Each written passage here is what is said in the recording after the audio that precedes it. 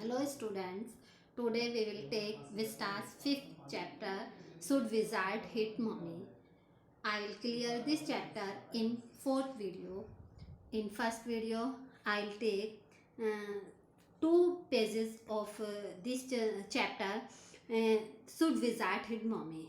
In this chapter, there are mainly 2 characters. इस chapter में mainly 2 characters हैं, Jack and Joe. Jack is the father of Joe. Joe is 2 years old, and every Saturday Jack used to tell her a story to make her sleep. क्या होता है कि इस chapter में mainly 2 character हैं, Jack और जो. Jack जो के फादर हैं. जो 2 वर्ष की थी तब से जैक उसको कहानी सुनाते थे. हर सैटरडे को उसको एक स्टोरी सुनाते थे ताकि स्टोरी सुनते सुनते वो सो जाए. अब 2 वर्ष हो चुके थे उनको स्टोरी सुनाते सुनाते, और जैक अब 4 वर्ष की हो चुकी थी. तो जब वो 4 वर्ष की हो गई तो उसमें कुछ चेंजेस भी आ गए. जैसे कि बच्चा बड़ा होता है, उसकी क्यूरियोसिटी बढ़ती चली जाती है, वो स्टोरी सुनने में क्वेश्चंस करने लगता है. पहले जब वो 2 साल की थी, जब से जैक ने उसको स्टोरी सुनानी शुरू की थी, तो स्टार्टिंग में तो वो इजीली सो जाती थी, लेकिन जैसे जैसे वो धीरे धीरे बड़ी होती चली गई, अब वो स्टोरी में अपने क्वेश्चंस पुट अप करने लगी.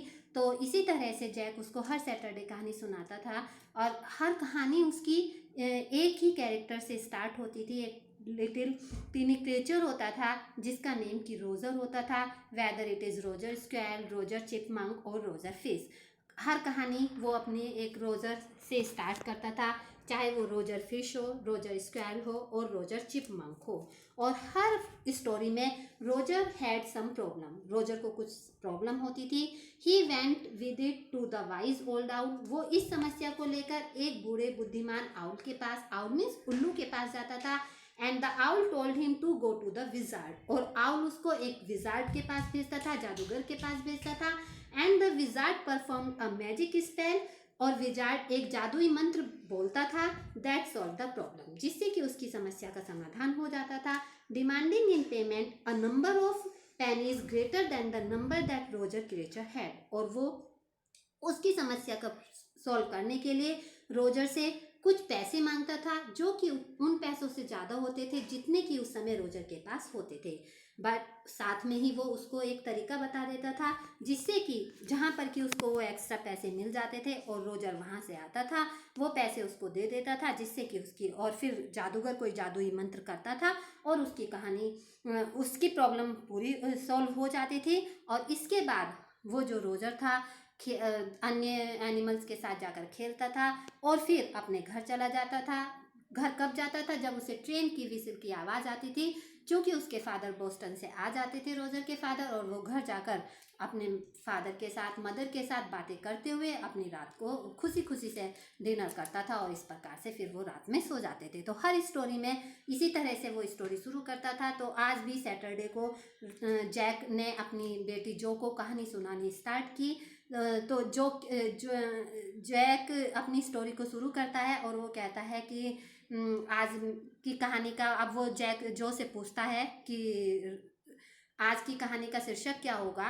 Who shall the story be about today. आज हम किसके बारे में कहानी सुनाएंगे. तो जो होती है वो तुरंत चिल्लाकर बोलती है रोजर, क्योंकि उसे पता होता है कि उसके फादर सिर्फ रोजर के बारे में ही कहानी सुनाएंगे, कुछ चेंज होगा पहली कहानी से.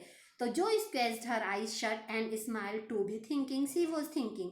तो यह कहकर, रोजर कहकर, जो अपनी आंखें बहुत तेजी से भींचती है और वो सोचकर स्माइल करने लगती है. अब जो की जो आईज, फिर वो अपनी आईज ओपन करती है, आंखें खोलती है, और उसकी जो आंखें थी अपनी माँ की आंखों के समान ही भूरी थी.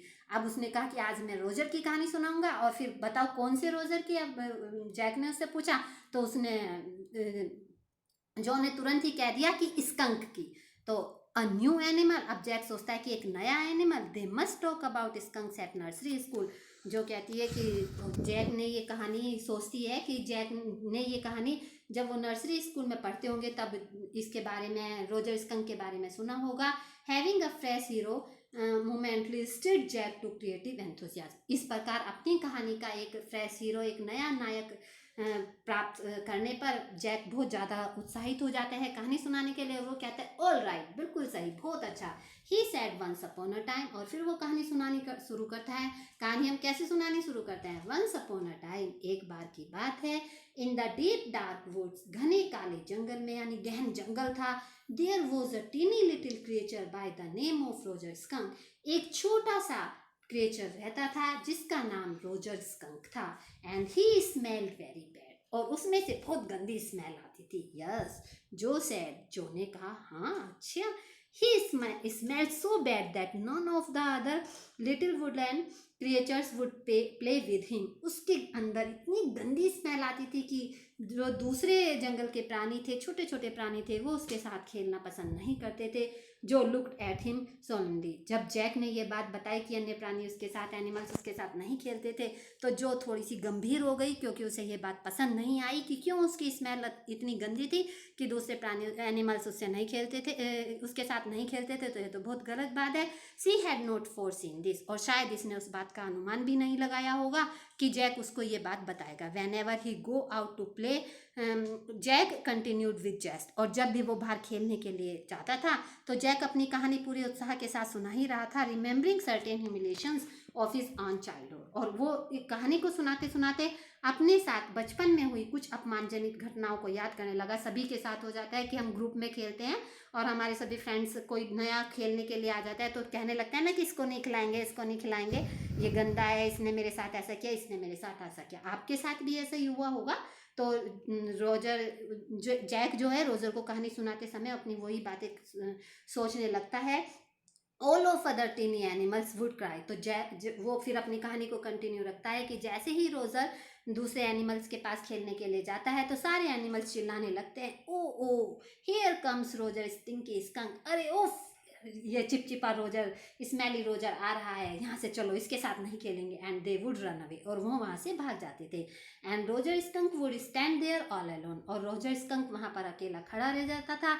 And 2 little round tears would fall from his eyes, और उसकी आंखों से 2 गोल गोल आंसू टपकने लगते थे। The corners of Jo mouth drop down and her lower lip bent forward as he traced with the forefinger along the side of her nose. यह सुनकर जो का जो फेस था वो बहुत ज़्यादा मुरझा गया कि इस प्रकार से वहाँ पर क्यों मुरझा गया कि क्योंकि रोजर रोने लगता था कि सभी एनिमल्स उसके साथ नहीं खेलते थे। तो इससे जो भी बहुत ज़्यादा निराश हो गई और उसने अपने होठों को आगे करके कहा, वो not he see the owl, क्या वो अपनी समस्या का समाधान करने के लिए आउल के पास नहीं जाएगा? क्योंकि उसे पता था कि हर कहानी में रोजर को कोई प्रॉब्लम होती थी, रोजर अपनी प्रॉब्लम के लिए को लेकर आउल के पास जाता था, आउल उसे किसके पास भेजता था? विजार्ड के पास भेजता था, और विजार्ड कुछ पेनीज लेकर, कुछ पैसे लेकर उसकी प्रॉब्लम को सॉल्व कर देता था। तो इसी तरह से रोजर ने भी पूछा कि क्या वो आउल के पास नहीं जाएगा? She asked in a high and faintly rough voice, उसने ये ऊंची आवाज़ में लेकिन एक मुरझाई हुई सी आवाज़ में पूछा, क्योंकि वो परेशान हो गई थी इस बात को सुन के कि उस रोजर के साथ अन्य एनिमल्स नहीं खेलते थे। So thank you.